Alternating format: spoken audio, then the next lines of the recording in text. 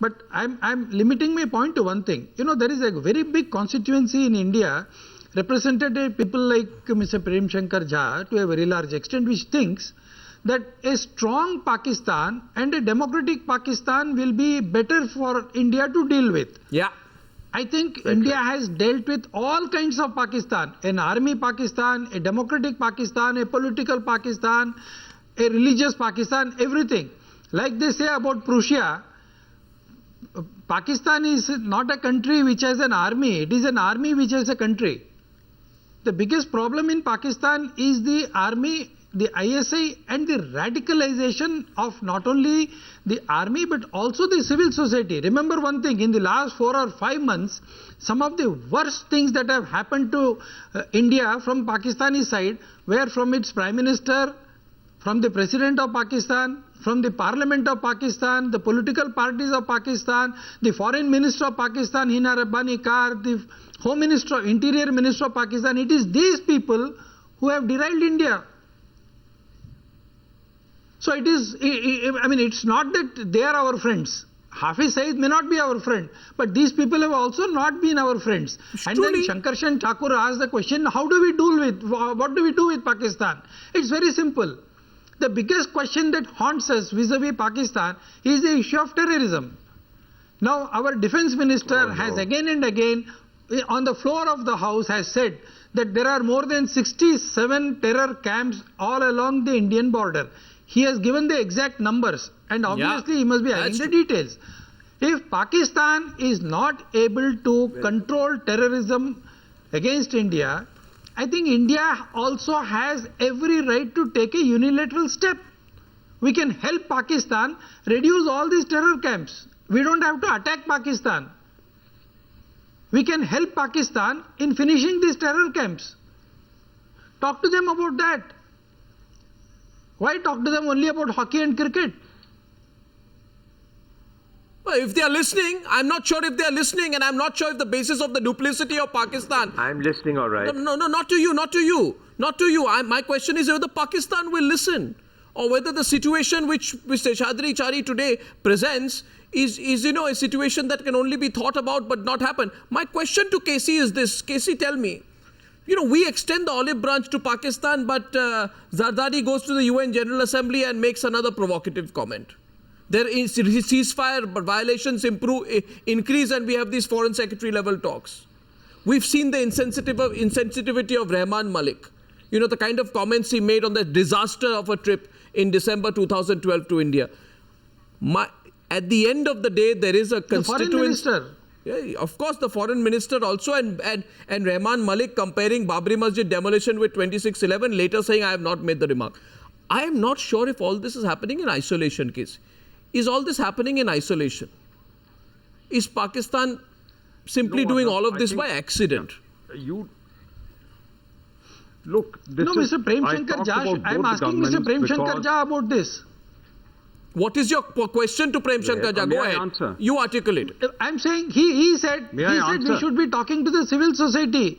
Are these people not representative of the civil society? The President, the Prime Minister, the Home Minister, the Foreign Minister, who are they? And look at this, the President of Pakistan came here, we rolled a red carpet. And the next day what he does, what the Parliament does. So Mr. Jha respond. KC, I'm coming back to you. Which continued for 5 years. KC, I'll come back to you, but that question was reiterated by him to Mr. Prem Shankar Jha. Yes. I think he wants a response from Mr. Jha. Go ahead, Mr. Jha. And then KC, last word to you. Thank you, Mr. Ravi. Thank you, Mr. My God, I was going to say Prasad. Thank you very much for asking me that question, Mr. Chaudhary Chari, and thank you for your courtesy. The truth is that actually it's precisely these people in Pakistan whom you mentioned at this moment, the present President, the present Prime Minister, the present Foreign Minister, above all, Rehman Malik is a different kettle of fish, who are most keen on constructing a good relationship with India in the future. They have both strong economic reasons for this, and they're perfectly self-interested reasons, but the reasons we can use to our advantage if we help them. There are also strong political reasons, because they do not want a situation to arise in which some kind of a conflict with India only ends up by weakening them and strengthening the jihadis in their country. They have lost 40,000-50,000 people in 4 years in the fight inside the country. Yeah. And I must agree with you that their terrorism and our terrorism is quite different. Try to be a little more logical. Okay. I am logical. Mr. Jha, I mean, I've never been accused of being illogical in my entire life. If this president wanted really a friendship with India, I mean, you tell me. You pick up. No, wait a moment. Let me say something. You are saying that these people who want good relations with India. Yes, I do say that, and I emphasize that. Yes, I know. You pick up one remark, which is a response to an outrageous act by us. And then you say, oh, the act is fine, therefore the remark is invalid. But the point is, the people who are affected by that act don't agree with you. What was the outrageous act by us? So for heaven's sake, I don't agree with you. I think it was a terrible act. And then, of course, there's going to be I have been warning against the repercussion of hanging Afzal Guru from 2006. And I've been proved right. Can you say that about yourself? Mr. Jha, I give the last... Please tell me... I mean, you have very conveniently short memory. Mr. Jha, please tell me, a Kashmiri terrorist attacks your parliament. It's an attack on India. It is not an attack on a house or a building. And it is a decision of the Supreme Court. No, one sec. You want the Supreme Court to be considerate about India-Pakistan relations? No. One sec. I can equally ask here. I completely agree with you. They attacked Parliament. We should have obliterated Pakistan. We have nuclear weapons. We should have wiped them out. One good reason. What then after that? One good reason why we should allow Pakistan to get away with this kind of resolution being passed in their parliament. Give me one good reason, please. You're talking Yes, all right. May I answer now? I've heard you. May I answer now? You are talking the language of school bullies. This is not the way international relations is conducted. You've got to have restraint, and the bigger you are, the more restraint you must have. Well, the more you must be able to put yourself Mr. Jha, and see what is bothering you. I'm sorry, I don't agree with a single word. Mr. Jha, because we are strong against Pakistan, we beat them. Because we are weak against US, we lick there. Mr. Jha, one second. Last word to KC Singh, who's listening. No, you see, Mr. Jha. Mr. Jha, it will. One second. Seshadri Chari and Mr. Let me assure you. Let me assure you. We have no intention of beating Pakistan to pulp. We don't have to do it. They are on their way to commit suicide. All that we have to do is keep quiet. I would rather suggest what Narasimha Rao did in 1994 was the best policy. Ignore Pakistan. We can do it. But the problem is, again, a constituency represented by people like you, who would not allow India to even ignore Pakistan. That is a whole problem with India and also the Indian foreign policy. I put it. 1 second, gentlemen, 1 second. KC Singh, the divide therefore is between two sides. And the last word is to you. One view is ignore Pakistan. Sankarshan, 1 minute. The other view is... Yeah, just give me 2 minutes. Sankarshan, please. Sankarshan. The question is this, please.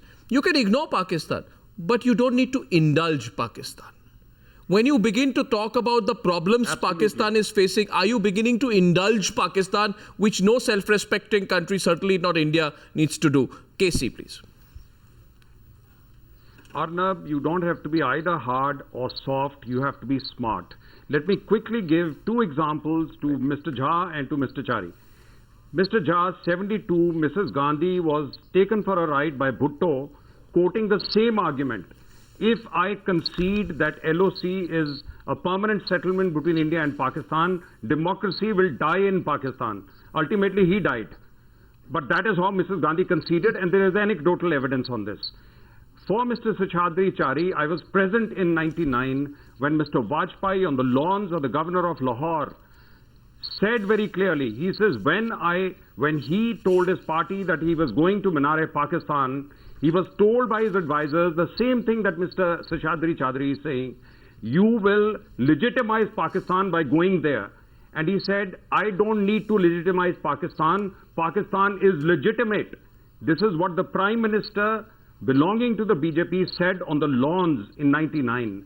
You know, this is, I think, we can't take extreme positions, but at the same time, both sides need to learn from each other and adopt a smarter strategy. You don't need to be that extreme or the other extreme. It's a difficult neighbor. We don't need to indulge it, nor do we need to ignore it. We need to handle it. Yeah, but you know, we need to handle it, but we cannot take guarantee for them. I think this whole business that we need to treat them with so much care that they are not a bother for us. They can't be a perennial migraine for India. I thank all the participants tonight. This has been a fantastic foreign policy debate. KC Prem Shankar Jha, Seshadri Chari and Sankarshan Thakur. We disagree as much as we can. But on the News Hour, this free and frank exchange between us has been most fruitful. Thank you, gentlemen, for joining me on Foreign Policy Debate on the News Hour tonight. Thank you.